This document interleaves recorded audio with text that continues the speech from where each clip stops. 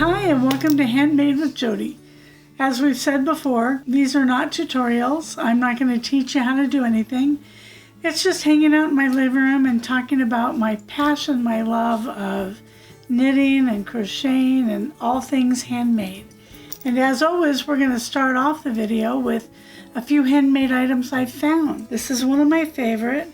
It is a wire wrapped sea glass. It's very simple and really lovely. It'll become one of your favorite items of jewelry. It's made by a local woman here in Ojai named Cindy Colmanson. I believe she still sells her items at Poppy's Art Gallery in Ojai.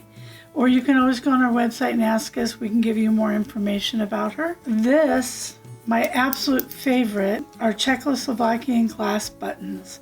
So these are some bracelets I've made with different glass buttons from Czechoslovakia.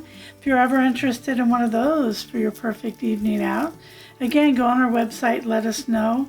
You can always message us on Instagram. And then, you know, there's just no shortage of talking about buttons. Buttons.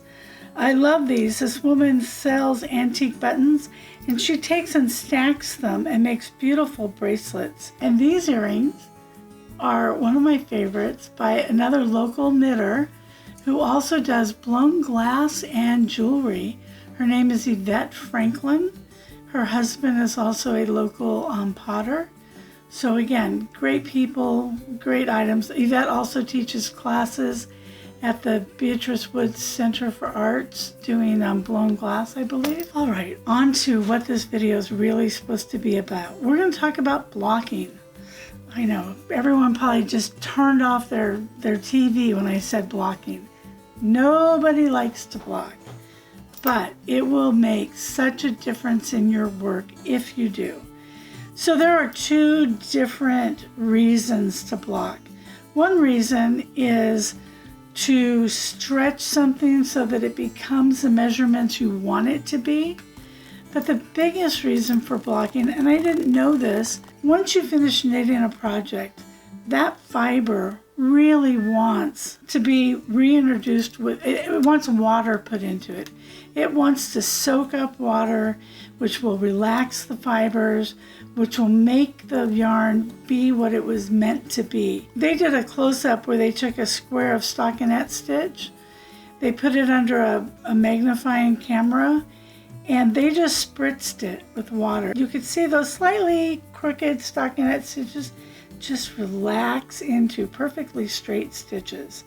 So I say almost always you should at least just block it to put water back in it. So what that means is you're going to take your finished item, you're going to put it in a bowl or a tub of lukewarm water with about a cap of whatever your favorite leave-in detergent is. There's a lot of them on the market now for knitted projects. There's Soak, S-O-A-K. Eucalyptus is the old standby. But this is something you put in the water, you put your project in, and let your project sit for at least 20 minutes. Let it soak in all that water. Because it's a leave-in, you don't have to rinse it. What you don't want to do is wring your project. You want to take it out of the water and just squeeze out the excess water. What you do next is kind of a personal choice. There are many people who still take that after they squeezed it out, they lay it in a bunch of towels and roll it up and stomp on it to get all that excess water out. I just don't have that much time to spend with my blocking project. So what I do is I have a spin-only cycle on my washing machine. So I take my project after I squeezed it out, I put it in the spin cycle, and it spins all that excess water out. You just don't want to do that with something that may stretch, because by having put all the water back in, when it dries, your fiber will remember this shape. So it's going to tend to go back to this shape. If all you want to do is reintroduce water, at this point, you just want to lay it out on some foam mats and let it dry. If you want to stretch it to size, you do not have to buy a whole kit for it. These are interlocking foam squares. So you've seen these in toy stores. You've seen them at Costco. My husband has really big ones that you can put on the garage floor. But they lock together and they're foam, so they're going to allow your project to dry well. Whichever form you get these in, I mean, you can use yoga mats. We've done that before. And you want to put them together, and then you're going to put your project, you're going to lay it out on these. Okay, so once you get them out on your foam, then you're going to use what I call, well, no, what they are called. They're blockers. They're knit blockers. They're called blocking combs. And of course, you know, my favorite, Knitter's Pride. That's where I buy mine. And you can never have enough. I have 3 boxes, and I almost always run out. You always, this is a very important point with blocking, you always want to have not quite enough of what you need to block your project, because then you can call someone and you can say, oh, I just need a few more blocking combs.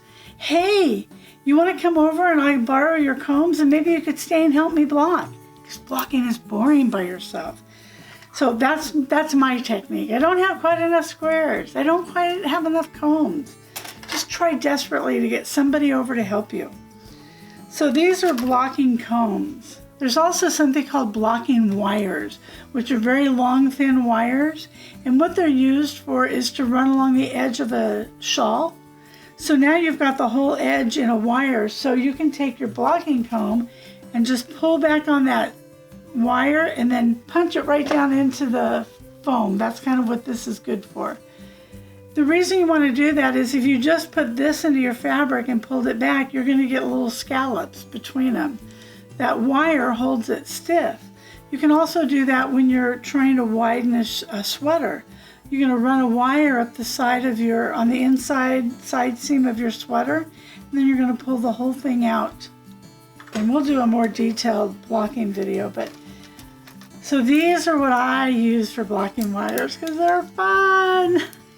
Somebody kept gifting me all of these really antique knitting needles, and they're that bendable old style plastic, and they're really cool colors, and I couldn't bear to get rid of them, but I couldn't possibly knit with them.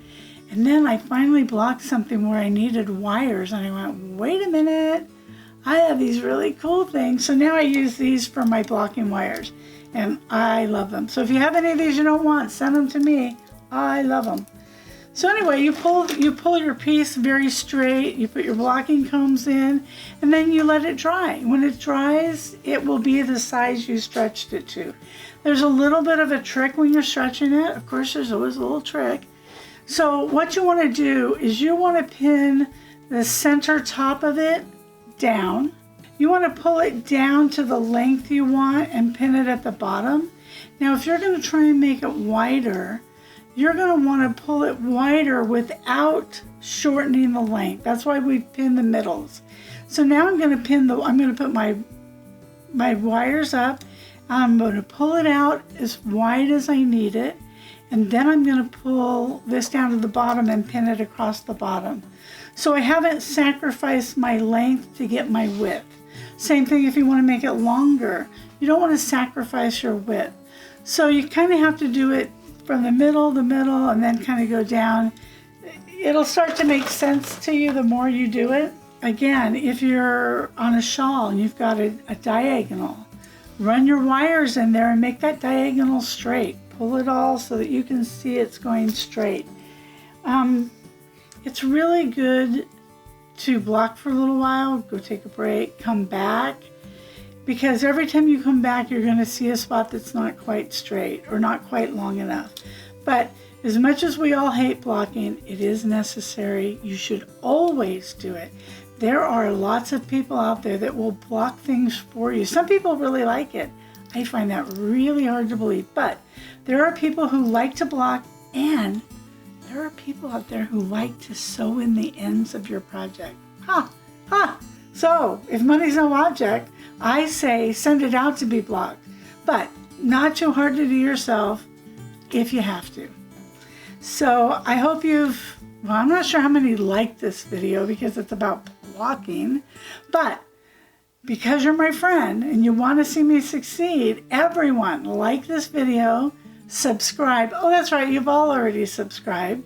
Hit the notification bell so you'll know when we post another one.